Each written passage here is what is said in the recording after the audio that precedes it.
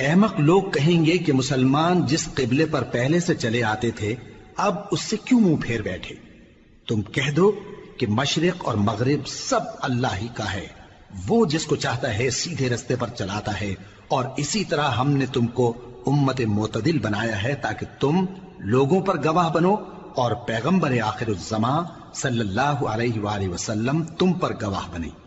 اور جس قبلے پر تم پہلے تھے اس کو ہم نے اس لیے مقرر کیا تھا کہ معلوم کریں کہ کون ہمارے پیغمبر کا تابع رہتا ہے اور کون الٹے پاؤں پھر جاتا ہے۔ اور یہ بات یعنی تحویل قبلہ لوگوں کو گراں معلوم ہوئی، مگر جن کو اللہ نے ہدایت بخشی ہے وہ اسے گراں نہیں سمجھتے، اور اللہ ایسا نہیں کہ تمہارے ایمان کو یوں ہی ضائع کر دے۔ اللہ تو لوگوں پر بڑا مہربان ہے، صاحب رحمت ہے۔ اے پیغمبر صلی اللہ علیہ وآلہ وسلم، ہم تمہارا آسمان کی طرف منہ اٹھانا دیکھ رہے ہیں، سو ہم تم کو اسی قبلے کی طرف جس کو تم پسند کرتے ہو منہ کرنے کا حکم دیں گے۔ تو اپنا منہ مسجد حرام یعنی خانہ کعبہ کی طرف پھیر لو، اور تم لوگ جہاں ہوا کرو نماز پڑھنے کے وقت اسی مسجد کی طرف منہ کر لیا کرو۔ اور جن لوگوں کو کتاب دی گئی ہے وہ خوب جانتے ہیں کہ یہ نیا قبلہ ان کے پروردگار کی طرف سے حق ہے، اور جو کام یہ لوگ کرتے ہیں اللہ ان سے بے خبر نہیں۔ اور اگر تم ان اہل کتاب کے پاس تمام نشانیاں بھی لے کر آؤ تو بھی یہ تمہارے قبلے کی پیروی نہ کریں، اور تم بھی ان کے قبلے کی پیروی کرنے والے نہیں ہو،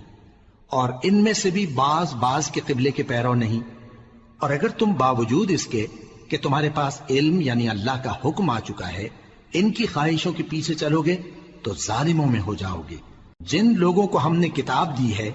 وہ ان پیغمبر آخر الزمان صلی اللہ علیہ وآلہ وسلم کو اس طرح پہچانتے ہیں جس طرح اپنے بیٹوں کو پہچانا کرتے ہیں،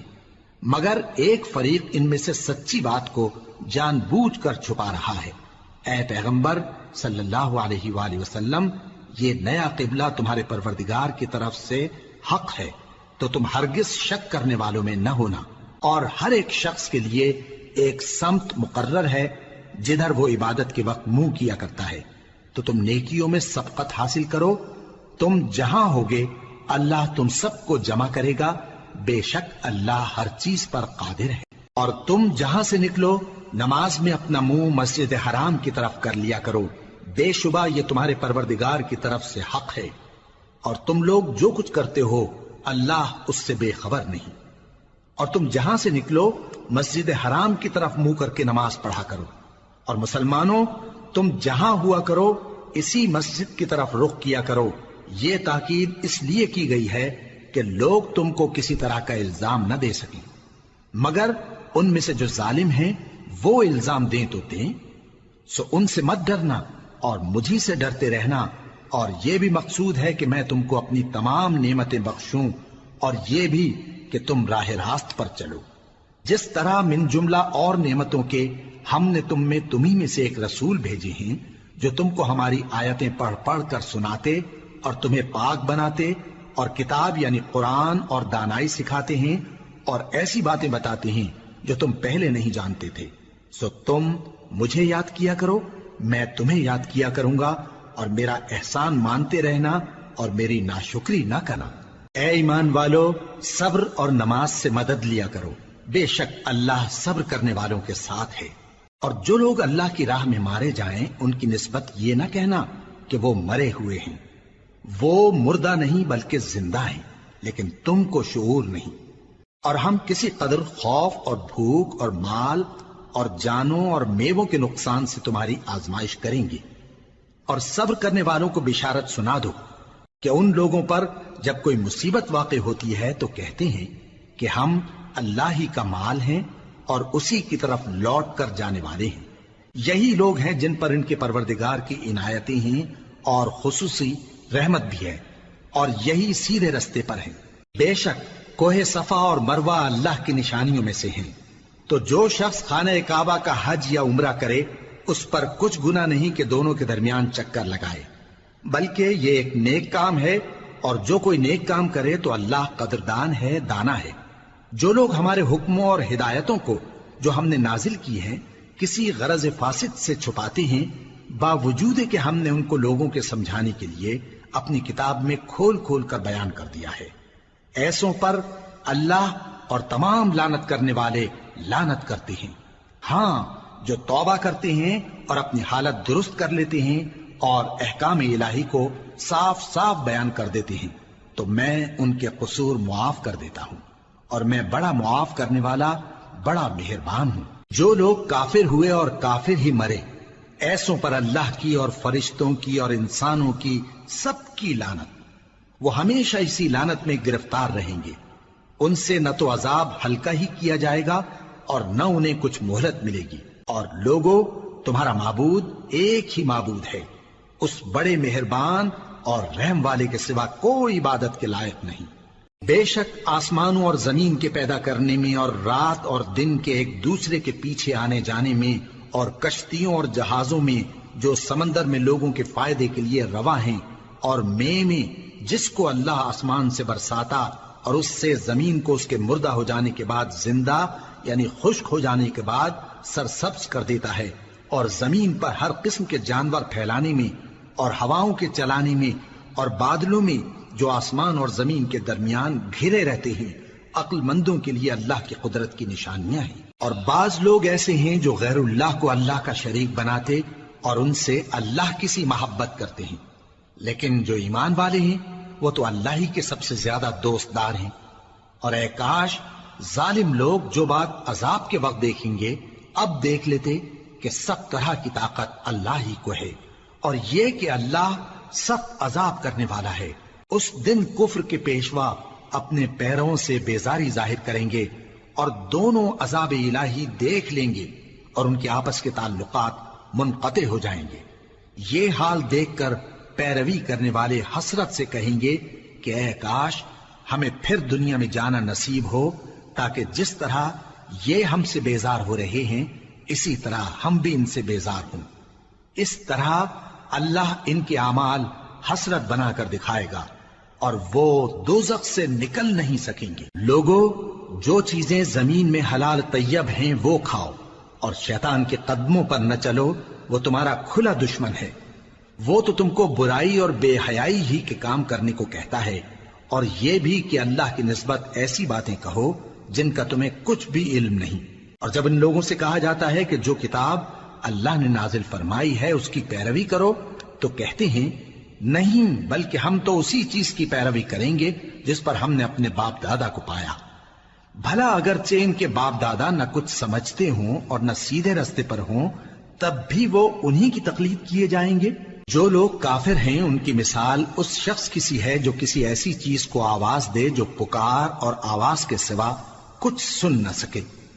یہ بہرے ہیں، گونگے ہیں، اندھے ہیں کہ کچھ سمجھ ہی نہیں سکتے۔ اے اہل ایمان، جو پاکیزہ چیزیں ہم نے تم کو عطا فرمائی ہیں ان کو کھاؤ، اور اگر اللہ ہی کے بندے ہو تو اس کی نعمتوں کا شکر بھی ادا کرو۔ اس نے تو تم پر بس مرا ہوا جانور اور لہو اور سور کا گوشت اور جس چیز پر اللہ کے سوا کسی اور کا نام پکارا جائے حرام کر دیا ہے۔ ہاں، جو مجبور ہو جائے بشرطے کہ اللہ کی نافرمانی نہ کرے اور حد ضرورت سے باہر نہ نکل جائے، اس پر کچھ گناہ نہیں۔ بے شک اللہ بخشنے والا ہے،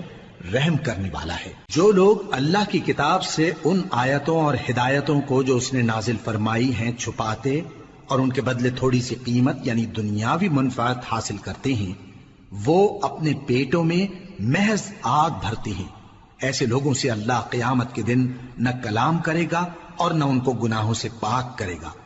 اور ان کے لیے دکھ دینے والا عذاب ہے۔ یہ وہ لوگ ہیں جنہوں نے ہدایت چھوڑ کر گمراہی اور بخشش چھوڑ کر عذاب خرید لیا۔ یہ آتش جہنم کی کیسی برداشت کرنے والے ہیں۔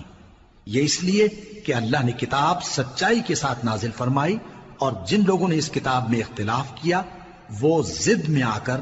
نیکی سے دور ہو گئے ہیں۔ نیکی یہی نہیں کہ تم مشرق و مغرب کو قبلہ سمجھ کر ان کی طرف منہ کر لو،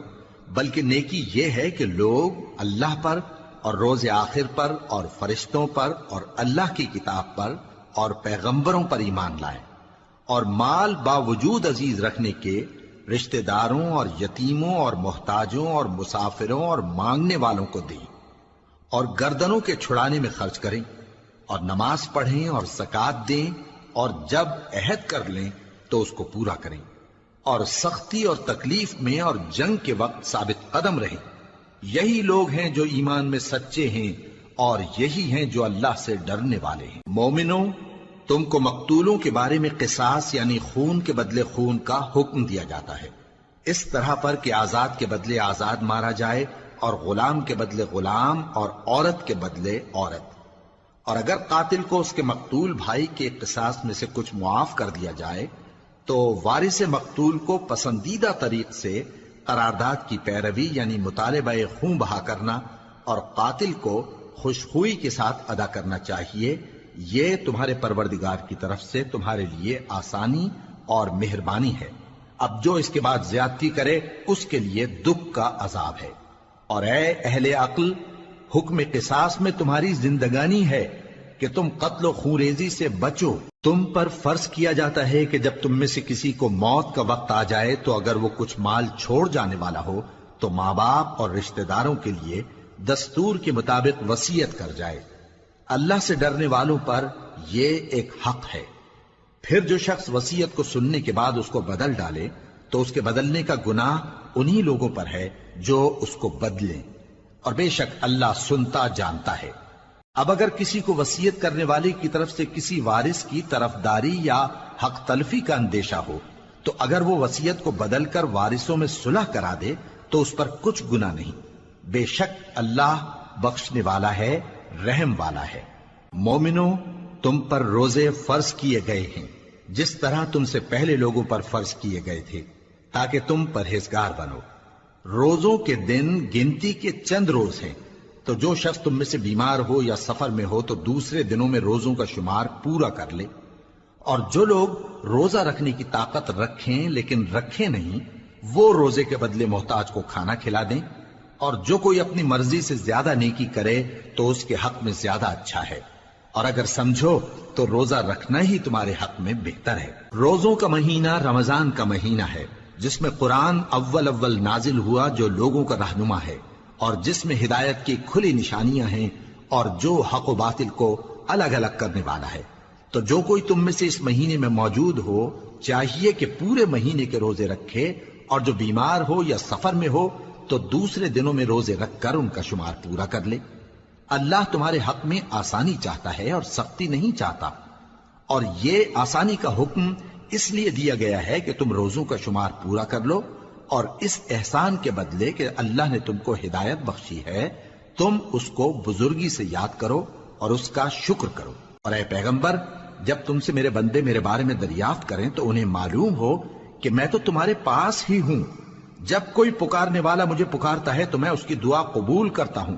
تو ان کو چاہیے کہ میرے حکموں کو مانیں اور مجھ پر ایمان رکھیں تاکہ نیک رستہ پائیں۔ روزوں کی راتوں میں تمہارے لیے اپنی عورتوں کے پاس جانا جائز کر دیا گیا ہے، وہ تمہاری پوشاک ہیں اور تم ان کی پوشاک ہو۔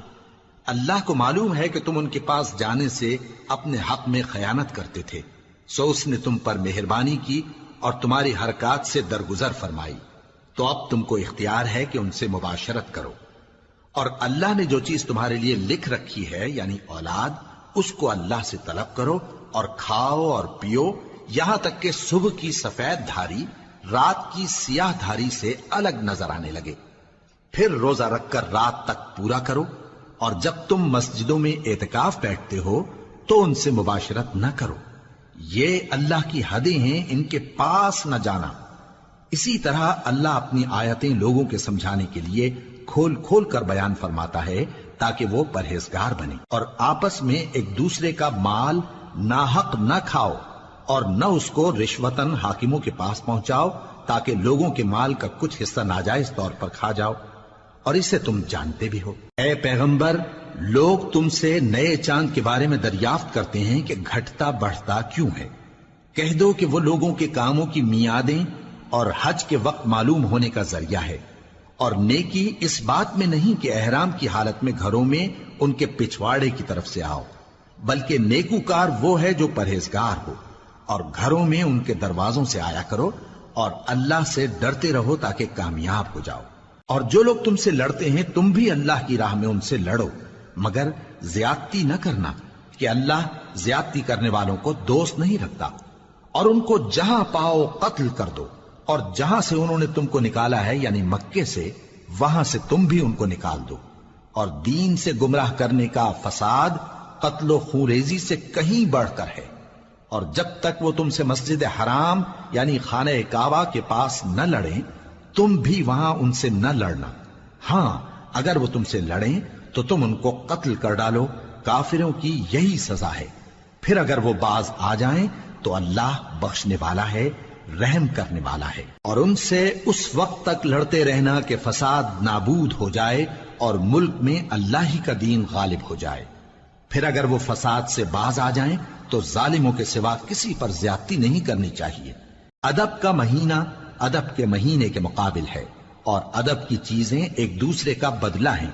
پس اگر کوئی تم پر زیادتی کرے تو جیسی زیادتی وہ تم پر کرے ویسی ہی تم اس پر کرو، اور اللہ سے ڈرتے رہو اور جان رکھو کہ اللہ ڈرنے والوں کے ساتھ ہے۔ اور اللہ کی راہ میں مال خرچ کرو اور اپنے آپ کو ہلاکت میں نہ ڈالو، اور نیکی کرو، بے شک اللہ نیکی کرنے والوں کو دوست رکھتا ہے۔ اور اللہ کی خوشنودی کے لیے حج اور عمرے کو پورا کرو، اور اگر راستے میں روک لیے جاؤ تو جیسی قربانی میسر ہو کر دو، اور جب تک قربانی اپنے مقام پر نہ پہنچ جائے سر نہ منڈاؤ۔ اور اگر کوئی تم میں بیمار ہو یا اس کے سر میں کسی طرح کی تکلیف ہو تو اگر وہ سر منڈا لے تو اس کے بدلے روزے رکھے یا صدقہ دے یا قربانی کرے۔ پھر جب تکلیف دور ہو کر تم مطمئن ہو جاؤ تو جو تم میں حج کے وقت تک عمرے سے فائدہ اٹھانا چاہے وہ جیسی قربانی میسر ہو کرے، اور جس کو قربانی نہ ملے وہ 3 روزے ایام حج میں رکھے اور 7 جب واپس ہو، یہ پورے 10 ہوئے۔ یہ حکم اس شخص کے لیے ہے جس کے اہل و عیال مکے میں نہ رہتے ہوں۔ اور اللہ سے ڈرتے رہو اور جان رکھو کہ اللہ سخت عذاب دینے والا ہے۔ حج کے مہینے معین ہیں جو معلوم ہیں، تو جو شخص ان مہینوں میں حج کی نیت کر لے تو حج کے دنوں میں نہ عورتوں سے اختلاط کرے، نہ کوئی برا کام کرے اور نہ کسی سے جھگڑے۔ اور جو نیک کام تم کرو گے وہ اللہ کو معلوم ہو جائے گا۔ اور زاد راہ یعنی رستے کا خرچ ساتھ لے جاؤ، کیونکہ بہترین زاد راہ پرہیزگاری ہے۔ اور اے اہل عقل مجھی سے ڈرتے رہو، اس کا تمہیں کچھ گناہ نہیں کہ حج کے دنوں میں بذریعہ تجارت اپنے پروردگار سے روزی طلب کرو۔ اور جب عرفات سے واپس ہونے لگو تو مشعر حرام یعنی مزدلفہ میں اللہ کا ذکر کرو، اور اس طرح ذکر کرو جس طرح اس نے تم کو سکھایا، اور اس سے پیشتر تم لوگ ان طریقوں سے محض ناواقف تھے۔ پھر جہاں سے اور لوگ واپس ہوں وہیں سے تم بھی واپس ہو، اور اللہ سے بخشش مانگو، بے شک اللہ بخشنے والا ہے، رحمت کرنے والا ہے۔ پھر جب حج کے تمام ارکان پورے کر چکو تو مینا میں اللہ کو یاد کرو جس طرح اپنے باپ دادا کو یاد کیا کرتے تھے، بلکہ اس سے بھی زیادہ۔ اور بعض لوگ ایسے ہیں جو اللہ سے التجا کرتے ہیں کہ اے پروردگار ہم کو جو دینا ہے دنیا ہی میں دے دے، اور ایسے لوگوں کا آخرت میں کچھ حصہ نہیں۔ اور بعض ایسے ہیں کہ دعا کرتے ہیں کہ پروردگار ہم کو دنیا میں بھی نعمت عطا فرما اور آخرت میں بھی نعمت بخشیو اور دوزخ کے عذاب سے محفوظ رکھیو۔ یہی لوگ ہیں جن کے لیے ان کے کاموں کا حصہ یعنی اجر نیک تیار ہے، اور اللہ جلد حساب لینے والا ہے۔ اور قیام منا کے دنوں میں جو گنتی کے دن ہیں اللہ کو یاد کرو، اگر کوئی جلدی کرے اور 2 ہی دن میں چل دے تو اس پر بھی کچھ گناہ نہیں، اور جو بات تک ٹھہرا رہے اس پر بھی کچھ گناہ نہیں۔ یہ باتیں اس شخص کے لیے ہیں جو اللہ سے ڈرے، اور تم لوگ اللہ سے ڈرتے رہو اور جان رکھو کہ تم سب اس کے پاس جمع کیے جاؤ گے۔ اور کوئی شخص تو ایسا ہے جس کی گفتگو دنیا کی زندگی میں تم کو دلکش معلوم ہوتی ہے، اور وہ اپنے معافی ضمیر پر یعنی اس بات پر جو اس کے دل میں ہے اللہ کو گواہ بناتا ہے، حالانکہ وہ سخت جھگڑالو ہے۔ اور جب پیٹ پھیر کر چلا جاتا ہے تو زمین میں دوڑتا پھرتا ہے تاکہ اس میں فتنہ انگیزی کرے اور کھیتی کو برباد اور انسانوں اور حیوانوں کی نسل کو نابود کر دے، اور اللہ فتنہ انگیزی کو پسند نہیں کرتا۔ اور جب اس سے کہا جاتا ہے کہ اللہ سے خوف کر تو غرور اس کو گناہ میں پھنسا دیتا ہے، سو اس کو جہنم کافی ہے اور وہ بہت برا ٹھکانہ ہے۔ اور کوئی شخص ایسا ہے کہ اللہ کی خوشنودی حاصل کرنے کے لیے اپنی جان بیچ ڈالتا ہے، اور اللہ بندوں پر بہت مہربان ہے۔ مومنو، اسلام میں پورے پورے داخل ہو جاؤ اور شیطان کے پیچھے نہ چلو، وہ تو تمہارا کھلا دشمن ہے۔ پھر اگر تم احکام روشن پہنچ جانے کے بعد لڑکھڑا جاؤ تو جان رکھو کہ اللہ غالب ہے، حکمت والا ہے۔ کیا یہ لوگ اسی بات کے منتظر ہیں کہ ان پر اللہ کا عذاب بادل کے سائبانوں میں آ نازل ہو اور فرشتے بھی اتر آئیں اور کام تمام کر دیا جائے؟ اور سب کاموں کا رجوع اللہ ہی کی طرف ہے۔ اے پیغمبر، بنی اسرائیل سے پوچھو کہ ہم نے ان کو کتنی کھلی نشانیاں دیں، اور جو شخص اللہ کی نعمت کو اپنے پاس آنے کے بعد بدل دے تو اللہ سخت عذاب کرنے والا ہے۔ اور جو کافر ہیں ان کے لیے دنیا کی زندگی خوشنما کر دی گئی ہے، اور وہ مومنوں سے تمسخر کرتی ہیں، لیکن جو پرہیزگار ہیں وہ قیامت کے دن ان سے اوپر ہوں گے۔ اور اللہ جس کو چاہتا ہے بے حساب رزق دیتا ہے۔ پہلے تو سب لوگوں کا ایک ہی مذہب تھا، لیکن وہ آپس میں اختلاف کرنے لگے تو اللہ نے ان کی طرف بشارت دینے والے اور ڈر سنانے والے پیغمبر بھیجے، اور ان پر سچائی کے ساتھ کتابیں نازل کی، تاکہ جن امور میں لوگ اختلاف کرتے تھے ان کا ان میں فیصلہ کر دے۔ اور اس میں اختلاف بھی انہی لوگوں نے کیا جن کو کتاب دی گئی تھی، باوجود کہ ان کے پاس کھلے ہوئے احکام آ چکے تھے، اور یہ اختلاف انہوں نے صرف آپس کی ضد سے کیا۔ تو جس امر حق میں وہ اختلاف کرتے تھے اللہ نے اپنی مہربانی سے مومنوں کو اس کی راہ دکھا دی،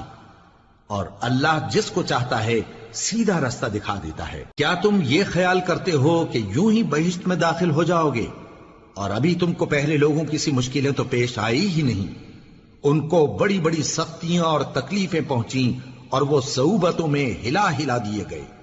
یہاں تک کہ پیغمبر اور مومن لوگ جو ان کے ساتھ تھے سب پکار اٹھے کہ کب اللہ کی مدد آئے گی۔ دیکھو اللہ کی مدد ان قریب آیا چاہتی ہے۔ اے نبی، لوگ تم سے پوچھتے ہیں کہ اللہ کی راہ میں کس طرح کا مال خرچ کریں۔ کہہ دو کہ جو چاہو خرچ کرو، لیکن جو مال خرچ کرنا چاہو وہ درجہ بدرجہ اہل استحقاق یعنی ماں باپ کو اور قریب کے رشتہ داروں کو اور یتیموں کو اور محتاجوں کو اور مسافروں کو سب کو دو، اور جو بھلائی تم کرو گے اللہ اس کو جانتا ہے۔ مسلمانوں، تم پر اللہ کے رستے میں لڑنا فرض کر دیا گیا ہے، اور وہ تمہیں ناگوار تو ہوگا، مگر عجب نہیں کہ ایک چیز تم کو بری لگے اور وہ تمہارے حق میں بھلی ہو، اور عجب نہیں کہ ایک چیز تم کو بھلی لگے اور وہ تمہارے لیے مضر ہو، اور ان باتوں کو اللہ ہی بہتر جانتا ہے اور تم نہیں جانتے۔ اے پیغمبر، لوگ تم سے عزت والے مہینوں میں لڑائی کرنے کے بارے میں دریافت کرتے ہیں، کہہ دو کہ ان میں لڑنا بڑا گناہ ہے، اور اللہ کی راہ سے روکنا اور اس سے کفر کرنا اور مسجد حرام یعنی خانہ کعبہ میں جانے سے بند کرنا اور اہل مسجد کو اس میں سے نکال دینا جو یہ کفار کرتے ہیں، اللہ کے نزدیک اس سے بھی زیادہ گناہ ہے، اور فتنہ انگیزی خونریزی سے بھی بڑھ کر ہے۔ اور یہ لوگ ہمیشہ تم سے لڑتے رہیں گے، یہاں تک کہ اگر مقدور رکھیں تو تم کو تمہارے دین سے پھیر دیں، اور جو کوئی تم میں سے اپنے دین سے پھر کر کافر ہو جائے گا اور کافر ہی مرے گا تو ایسے لوگوں کے اعمال دنیا اور آخرت دونوں میں برباد ہو جائیں گے، اور یہی لوگ دوزخ میں جانے والے ہیں جس میں ہمیشہ رہیں گے۔ جو لوگ ایمان لائے اور اللہ کے لیے وطن چھوڑ گئے اور کفار سے جنگ کرتے رہے وہی اللہ کی رحمت کے امیدوار ہیں، اور اللہ بخشنے والا ہے، رحمت کرنے والا ہے۔ اے پیغمبر، لوگ تم سے شراب اور جوئے کا حکم دریافت کرتے ہیں، کہہ دو کہ ان میں گناہ بڑے ہیں اور لوگوں کے لیے کچھ فائدے بھی ہیں، مگر ان کے گناہ فائدوں سے کہیں زیادہ ہیں۔ اور یہ بھی تم سے پوچھتے ہیں کہ اللہ کی راہ میں کون سا مال خرچ کریں، کہہ دو کہ جو ضرورت سے زیادہ ہو۔ اس طرح اللہ تمہارے لیے اپنے احکام کھول کھول کر بیان فرماتا ہے تاکہ تم سوچو، یعنی دنیا اور آخرت کی باتوں میں غور کرو۔ اور تم سے یتیموں کے بارے میں بھی دریافت کرتے ہیں، کہہ دو کہ ان کی حالت کی اصلاح بہت اچھا کام ہے، اور اگر تم ان سے مل جل کر رہنا یعنی خرچ اکٹھا رکھنا چاہو تو وہ تمہارے بھائی ہیں، اور اللہ خوب جانتا ہے کہ خرابی کرنے والا کون ہے اور اصلاح کرنے والا کون۔ اور اگر اللہ چاہتا تو تم کو تکلیف میں ڈال دیتا، بے شک اللہ غالب ہے، حکمت والا ہے۔ اور مومنوں مشرک عورتوں سے جب تک وہ ایمان نہ لائیں نکاح نہ کرنا، کیونکہ مشرک عورت خواہ تم کو کیسی ہی بھلی لگے اس سے مومن لونڈی بہتر ہے، اور اسی طرح مشرک مرد جب تک ایمان نہ لائیں مومن عورتوں کو ان کی زوجیت میں نہ دینا، کیونکہ مشرک مرد سے خواہ وہ تم کو کیسا ہی بھلا لگے مومن غلام بہتر ہے۔ یہ مشرک لوگوں کو دوزخ کی طرف بلاتی ہیں، اور اللہ اپنی مہربانی سے بہشت اور بخشش کی طرف بلاتا ہے، اور اپنے حکم لوگوں سے کھول کھول کر بیان کرتا ہے تاکہ نصیحت حاصل کریں۔ اور تم سے حیض کے بارے میں دریافت کرتے ہیں، کہہ دو وہ تو نجاست ہے، سو ایام حیض میں عورتوں سے کنارہ کش رہو، اور جب تک وہ پاک نہ ہو جائیں ان سے مقاربت نہ کرو۔ ہاں جب وہ پاک ہو جائیں تو جس طریق سے اللہ نے تمہیں ارشاد فرمایا ہے ان کے پاس جاؤ،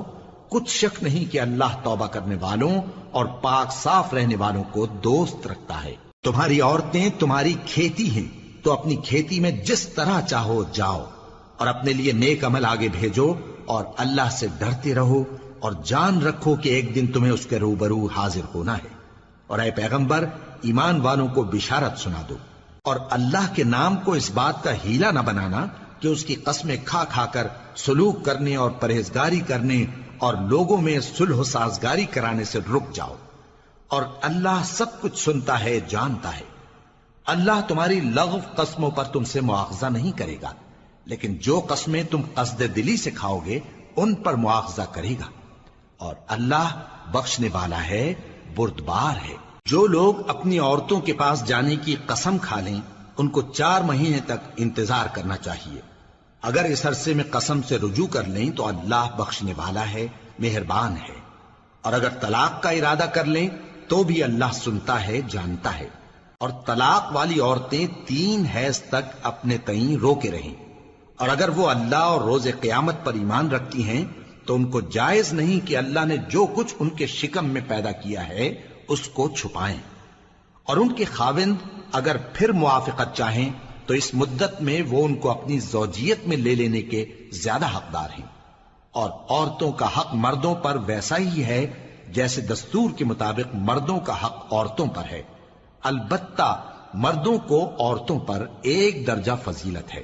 اور اللہ غالب ہے، صاحب حکمت ہے۔ طلاق صرف 2 بار ہے، یعنی جب 2 دفعہ طلاق دے دی جائے تو پھر عورتوں کو یا تو بطریق شائستہ نکاح میں رہنے دینا ہے یا بھلائی کے ساتھ چھوڑ دینا، اور یہ جائز نہیں کہ جو مہر تم ان کو دے چکے ہو اس میں سے کچھ واپس لے لو۔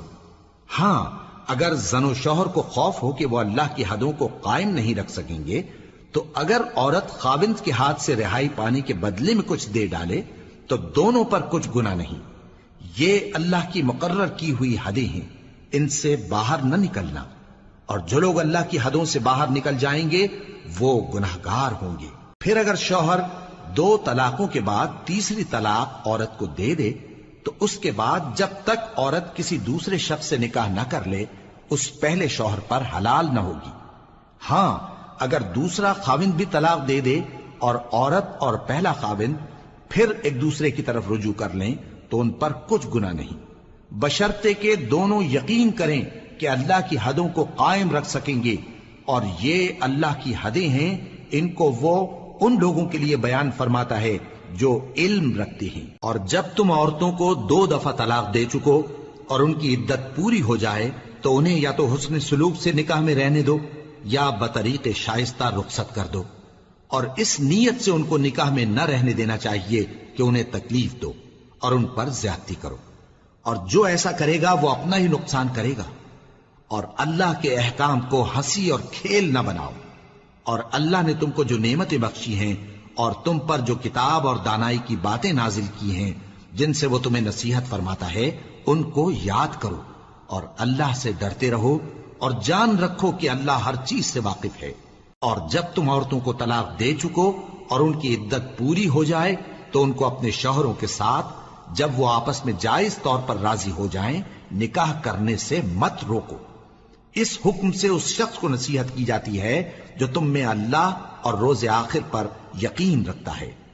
یہ تمہارے لیے نہایت خوب اور بہت پاکیزگی کی بات ہے، اور اللہ جانتا ہے اور تم نہیں جانتے۔ اور مائیں اپنے بچوں کو پورے 2 سال دودھ پلائیں یہ حکم اس شخص کے لیے ہے جو پوری مدت تک دودھ پلوانا چاہے، اور دودھ پلانے والی ماؤں کا کھانا اور کپڑا دستور کے مطابق باپ کے ذمے ہوگا۔ کسی شخص کو اس کی طاقت سے زیادہ تکلیف نہیں دی جاتی، تو یاد رکھو کہ نہ تو ماں کو اس کے بچے کے سبب نقصان پہنچایا جائے اور نہ باپ کو اس کی اولاد کی وجہ سے نقصان پہنچایا جائے، اور اسی طرح نان و نفقہ بچے کے وارث کے ذمے ہے۔ اور اگر دونوں یعنی ماں باپ آپس کی رضامندی اور صلاح سے بچے کا دودھ چھڑانا چاہیں تو ان پر کچھ گناہ نہیں، اور اگر تم اپنی اولاد کو دودھ پلوانا چاہو تو تم پر کچھ گناہ نہیں، بشرطے کہ تم دودھ پلانے والیوں کو دستور کے مطابق ان کا حق جو تم نے دینا کیا تھا دے دو، اور اللہ سے ڈرتے رہو اور جان رکھو کہ جو کچھ تم کرتے ہو اللہ اس کو دیکھ رہا ہے۔ اور جو لوگ تم میں سے مر جائیں اور عورتیں چھوڑ جائیں تو وہ عورتیں 4 مہینے اور 10 دن اپنے آپ کو روکے رہیں، اور جب یہ عدت پوری کر چکیں اور اپنے حق میں پسندیدہ کام یعنی نکاح کر لیں تو تم پر کچھ گناہ نہیں، اور اللہ تمہارے سب کاموں سے واقف ہے۔ اگر تم اشارے کنائے میں عورتوں کو نکاح کا پیغام بھیجو یا نکاح کی خواہش کو اپنے دلوں میں مخفی رکھو تو تم پر کچھ گناہ نہیں۔ اللہ کو معلوم ہے کہ تم ان سے نکاح کا ذکر کرو گے، مگر ایام عدت میں اس کے سوا کے دستور کے مطابق کوئی بات کہہ دو، پوشیدہ طور پر ان سے قول و قرار نہ کرنا، اور جب تک عدت پوری نہ ہو لے نکاح کا پختہ ارادہ نہ کرنا، اور جان رکھو کہ جو کچھ تمہارے دلوں میں ہے اللہ کو سب معلوم ہے، تو اس سے ڈرتے رہو اور جان رکھو کہ اللہ بخشنے والا ہے، حلم والا ہے۔ اور اگر تم عورتوں کو ان کے پاس جانے یا ان کا مہر مقرر کرنے سے پہلے طلاق دے دو تو تم پر کچھ گناہ نہیں، ہاں ان کو دستور کے مطابق کچھ خرچ ضرور دو، یعنی مقدور والا اپنے مقدور کے مطابق دے اور تنگ دست اپنی حیثیت کے مطابق۔ نیک لوگوں پر یہ ایک طرح کا حق ہے۔ اور اگر تم عورتوں کو ان کے پاس جانے سے پہلے طلاق دے دو لیکن مہر مقرر کر چکے ہو تو آدھا مہر دینا ہوگا۔ ہاں اگر عورتیں مہر بخش دیں یا مرد جن کے ہاتھ میں عقد نکاح ہے اپنا حق چھوڑ دیں اور پورا مہر دے دیں تو ان کو اختیار ہے۔ اور اگر تم مرد لوگ ہی اپنا حق چھوڑ دو تو یہ پرہیزگاری کی بات ہے، اور آپس میں بھلائی کرنے کو فراموش نہ کرنا، کچھ شک نہیں کہ اللہ تمہارے سب کاموں کو دیکھ رہا ہے۔ مسلمانوں، سب نمازیں خصوصاً بیچ کی نماز یعنی نماز عصر پورے اہتمام کے ساتھ ادا کرتے رہو اور اللہ کے آگے ادب سے کھڑے رہا کرو۔ پھر اگر تم خوف کی حالت میں ہو تو پیادے یا سوار جس حال میں ہو نماز پڑھ لو۔ پھر جب امن و اطمینان ہو جائے تو جس طریق سے اللہ نے تم کو سکھایا ہے جو تم پہلے نہیں جانتے تھے اللہ کو یاد کرو۔ اور جو لوگ تم میں سے مر جائیں اور عورتیں چھوڑ جائیں وہ اپنی عورتوں کے حق میں وصیت کر جائیں کہ ان کو 1 سال تک خرچ دیا جائے اور گھر سے نہ نکالی جائیں۔ ہاں اگر وہ خود گھر سے چلی جائیں اور اپنے حق میں پسندیدہ کام یعنی نکاح کر لیں تو تم پر کچھ گناہ نہیں، اور اللہ زبردست ہے، حکمت والا ہے۔ اور مطلقہ عورتوں کو بھی دستور کے مطابق نان و نفقہ دینا چاہیے، پرہیزگاروں پر یہ بھی حق ہے۔ اسی طرح اللہ اپنے احکام تمہارے لیے بیان فرماتا ہے تاکہ تم سمجھو۔ بھلا تم نے ان لوگوں کو نہیں دیکھا جو شمار میں ہزاروں ہی تھے اور موت کے ڈر سے اپنے گھروں سے نکل بھاگے تھے؟ تو اللہ نے ان کو حکم دیا کہ مر جاؤ، پھر ان کو زندہ بھی کر دیا۔ کچھ شک نہیں کہ اللہ لوگوں پر مہربانی رکھتا ہے، لیکن اکثر لوگ شکر نہیں کرتے۔ اور مسلمانوں، اللہ کی راہ میں جہاد کرو اور جان رکھو کہ اللہ سب کچھ سنتا ہے، سب کچھ جانتا ہے۔ کون ہے کہ اللہ کو قرض حسنہ دے کہ وہ اس کے بدلے اس کو کئی گنا زیادہ دے گا، اور اللہ ہی روزی کو تنگ کرتا اور وہی اسے کشادہ کرتا ہے، اور تم اسی کی طرف لوٹ کر جاؤ گے۔ بھلا تم نے بنی اسرائیل کی ایک جماعت کو نہیں دیکھا جس نے موسیٰ کے بعد اپنے پیغمبر سے کہا کہ آپ ہمارے لیے ایک بادشاہ مقرر کر دیں تاکہ ہم اللہ کی راہ میں جہاد کریں؟ پیغمبر نے کہا کہ اگر تم کو جہاد کا حکم دیا جائے تو ایسا تو نہیں کہ لڑنے سے پہلو تہی کرو۔